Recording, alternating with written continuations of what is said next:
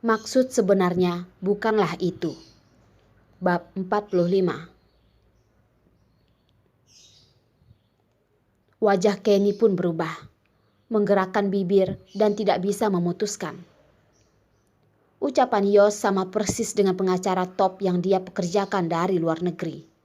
Gugatan ini, perusahaan Ketrik tidak mungkin akan menang. Hanya bisa berusaha keras untuk mengurangi kerugian perusahaan Ketrik. Tapi apa perbedaan Yos dengan pengacara itu? Kelihatannya pengacara Yos juga tidak berdaya atas masalah kecil ini ya.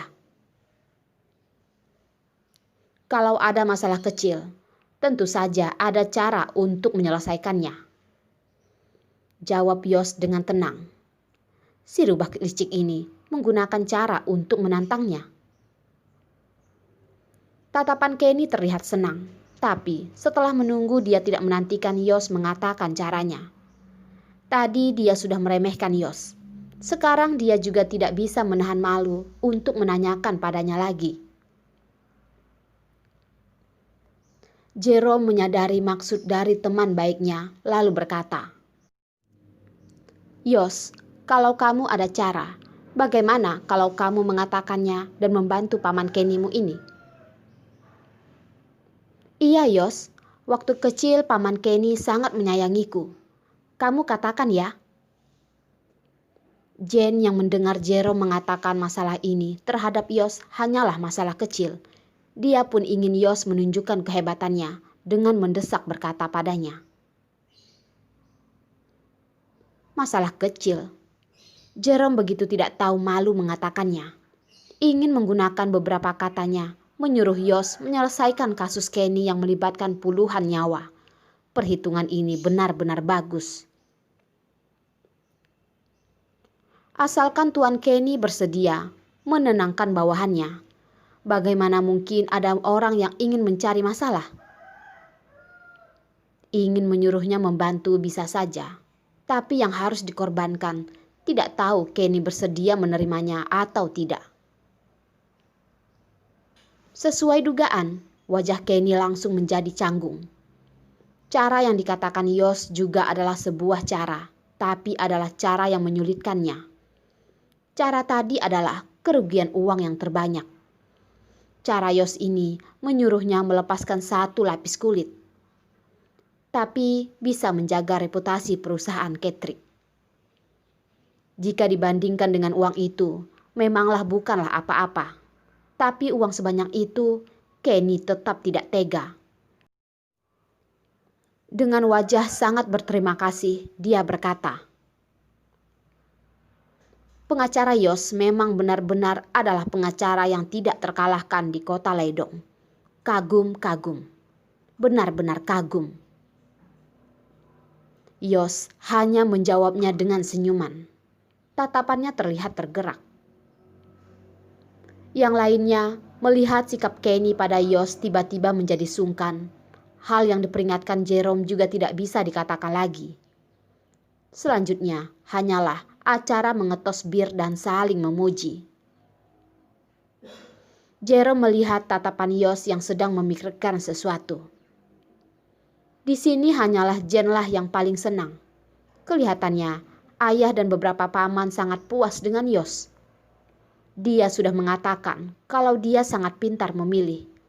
Yos adalah pria yang paling hebat. Acara sudah hampir selesai.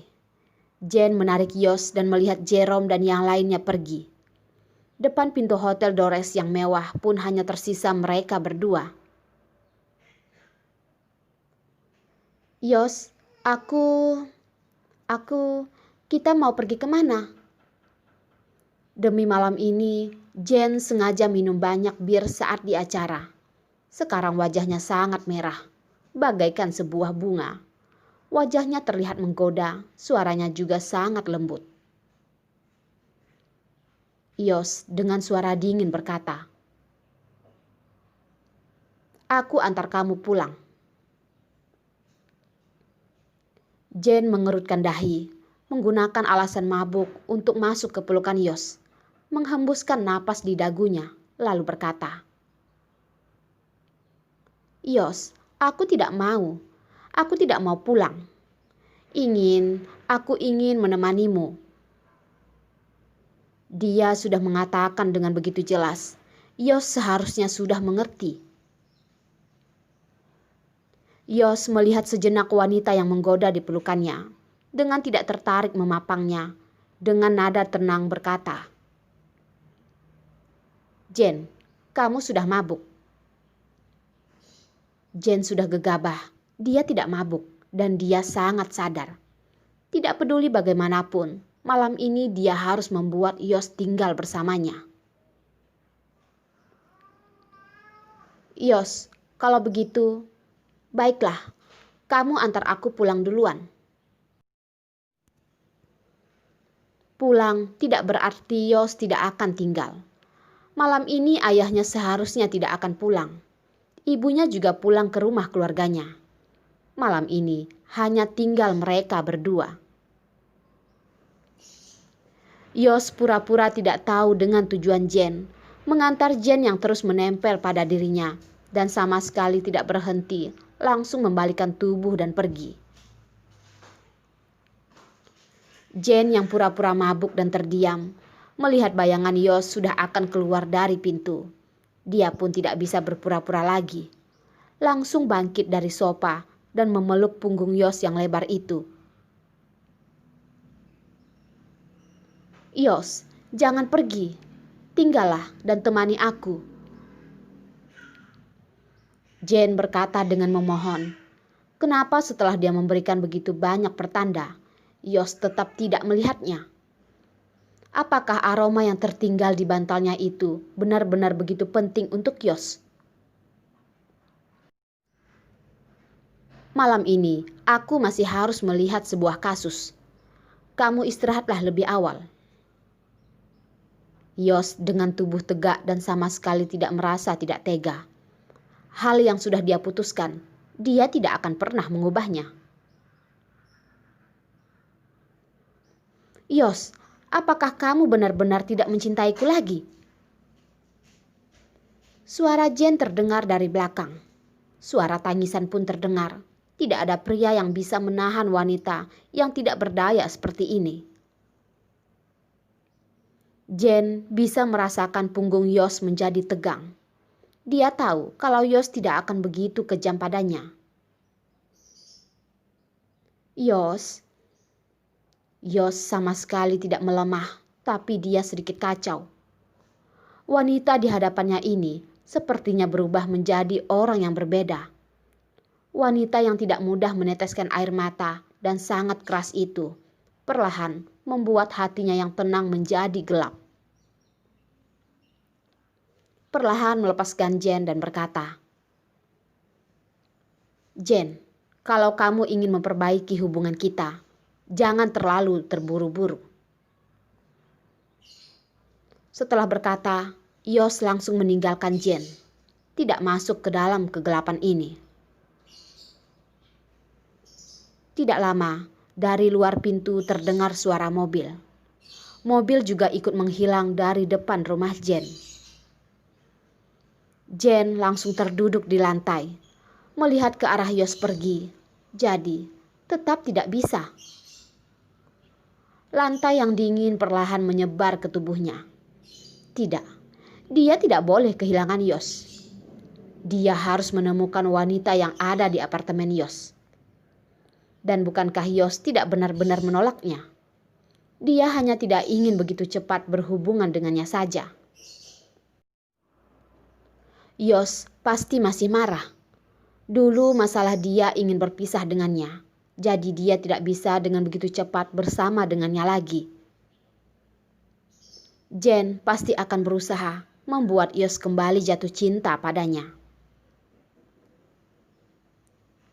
Di sisi lain, Darlene yang diantar pulang dengan kacau itu, dengan tidak fokus duduk di sofa, seperti sedang menunggu dihukum mati.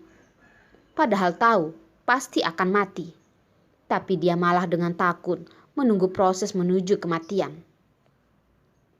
Rasa ini lebih mengerikan daripada kematian. Tiba-tiba, Suara ponselnya mengejutkan Darlin. Akhirnya datang juga. Dia mengambil ponsel dan melihatnya. Melihat itu adalah Hendrik. Dia pun merasa lega. "Halo Hendrik, ada apa kamu mencariku?" "Darlin, beritahukan padaku, kamu ada di lantai berapa? Aku akan naik melihatmu."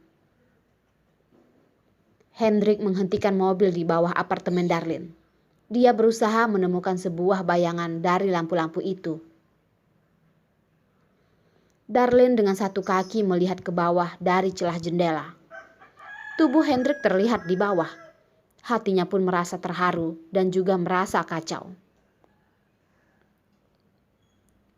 Yos tahu tempat tinggalnya. Bagaimana kalau nanti Yos bertemu dengan Hendrik? Dia tidak boleh membiarkan Hendrik ikut campur dalam hal ini. "Hendrik, aku sudah tidur. Sudah begitu malam, kamu sebaiknya pulang dulu saja ya." "Darlin, aku tahu kamu belum tidur. Kenapa kamu menghindariku? Apakah karena dia?" Hendrik bersandar di mobil, berkata pada wanita di balik telepon. Hendrik tidaklah bodoh. Suara sudah tidur atau belum, dia masih bisa membedakannya.